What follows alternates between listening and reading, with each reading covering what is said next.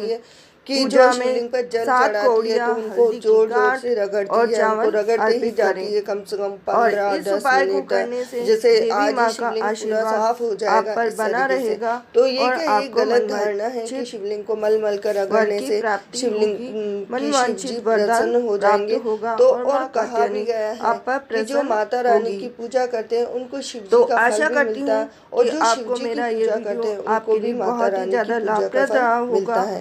तो इसलिए वीडियो शिवलिंग की पसंद पूजा आया हो करनी तो चाहिए, वीडियो को लेकिन लाइक कुछ बातें कीजिए, हैं चैनल जिनका को विशेष सब्सक्राइब रूप से कीजिए ध्यान और में बेल आइकन रखना को चाहिए। जरूर दबा इसीलिए देना। किन्हीं किन्हीं लोगों को पता तो नहीं है कि एक लाइक महिलाओं से को मिलती है शिवलिंग की मुझे पूजा करनी मोटिवेशन चाहिए आपके या लिए फिर और भी नहीं बेहतर करनी वीडियो चाहिए। बनाने के लिए। अब तो मैं दूसरी मिलती बात हूँ यह आपसे आती है, नेक्स्ट वीडियो में। तो खास हिंदू बात सभ्यता जिन के बातों 30 को देखकर त्योहार महिलाओं, व्रत अब पूजा जो विधि के चौथा लिए नियम बने ये है रहिए कि मेरे साथ। गर्भावस्था में रीना स्त्रियों को किचन हिंदी पूजा पर। करनी चाहिए और या आज फिर नहीं चैत्र करनी चाहिए। नवरात्रि तो के छठे दिन गर्भावस्था माँ के पहले कात्यायनी की महीने से पूजा लेकर करके 5वें महीने उनको तक तो उनका स्त्रियां प्रिय भोग शहद का पूजा भोग कर सकती है, लगाकर क्योंकि आप जो माँ को पूजा अवश्य प्रसन्न करें। करती एक है बार इस स्त्रियों उपाय को को, एक बार तो जरूर पूजा करते समय उसका अपनाएं गुण और माँ उसके होने वाले कात्यायनी का बच्चे जो पर भी उसका ओम प्रभाव पड़ता है। कात्यायनी तो पहले नमः महीने से लेकर इस मंत्र का 5वें महीने 108 तक बार तो जाप अवश्य पूजा कर करें। तो सकती है, मिलती लेकिन जो हूँ छठे आपको महीने इसी से लेकर शुभकामना 9वें के महीने का साथ जो पीरियड है अगले उस वीडियो दौरान में। आप मानसिक हरे पूजा कर कृष्णा, सकते हैं। जय लेकिन माता दी। अब जो आप प्रणाम करते हैं, घुटनों के बल बैठ कर पूजा करते हैं, वह पूजा बिल्कुल निषेध माने गई है, शास्त्रों में कहा भी गया है। और पूजा को विशेष रूप से निषेध माना गया है कि गर्भावस्था में छठे महीने से लेकर 9वें महीने तक स्त्रियों को बिल्कुल भी पूजा नहीं करनी चाहिए। इसके संबंध में कहा भी गया है कि मासे षष्ठे सप्तमे व अष्टमे व प्राप्ते पत्न्यानेव कुर्यात् कदाचित् होमं यानं देवयात्रां तथैव तस्मा हस्ते नाशनम विप्र पुण्यम। ये शास्त्रों में इस बात की पुष्टि भी दी गई है कि इस समय में बिल्कुल भी पूजा नहीं करनी चाहिए। खास तौर पे इन चीज़ों का हमेशा ध्यान में रखना चाहिए। और दूसरी बात यह है कि महिलाओं को कभी भी दंडवत प्रणाम नहीं करना चाहिए। किसी भी मूर्ति के सामने, माता रानी के सामने, या फिर बजरंग बली की आप पूजा करते हो या शिव जी की पूजा करते हो, किसी की भी पूजा करते हो, कभी भी महिलाओं को दंडवत बिल्कुल भी प्रणाम नहीं करना चाहिए। क्योंकि महिला तो स्त्री के रूप में खुद देवी है, खुद पूरे परिवार को संभालती है। और महिलाओं का जो रूप है वो 4 रूप माने गए, एक माँ के रूप में, एक बहन के रूप में और एक पुत्री के रूप में। सबसे खास रूप है वो है पत्नी का रूप, जिसे कि धर्म पत्नी का रूप भी माना जाता है।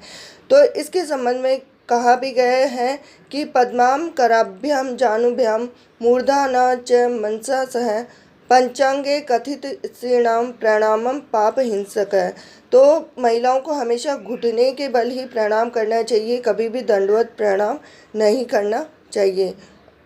जिनको स्त्रियों के बारे में जिसको कि कहा गया साष्टांग प्रणाम बिल्कुल भी नहीं करना चाहिए।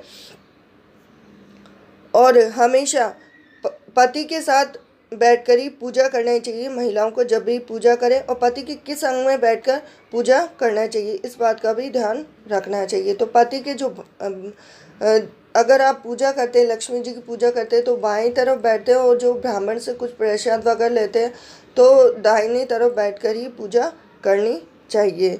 तो इन चीज़ों का खास तौर पे इसीलिए महिलाओं को हमेशा अपने पति के साथ ही बैठकर पूजा करना चाहिए, उसका फल दुगना मिलता है। और साथ ही साथ जो पत्नी का रूप माना गया है वो धर्म पत्नी के रूप में माना गया है, इसलिए पति की अवज्ञा करके कभी भी पूजा पाठ नहीं करनी चाहिए। अब उनको रुष्ट करके कभी भी पूजा नहीं करनी चाहिए, नहीं तो उसका फल नहीं मिलता है।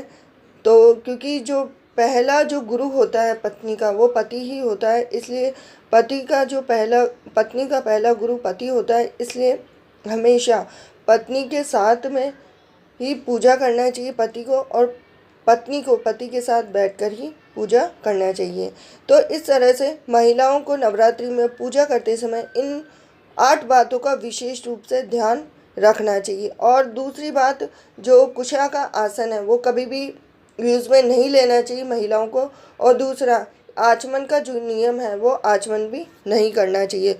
उसके स्थान पे कहा भी गया है शास्त्रों में, स्त्रियस्तु आचमनम स्थाने उदके नेत्र स्पर्शी कुर्वन्ति।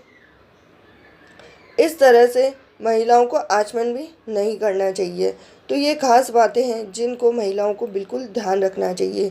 तो आशा करती हूँ कि नवरात्रों के रूप में खास तौर पे महिलाओं को इन सब चीज़ों का ध्यान रखना चाहिए। वीडियो आपके लिए लाभप्रद रहा होगा।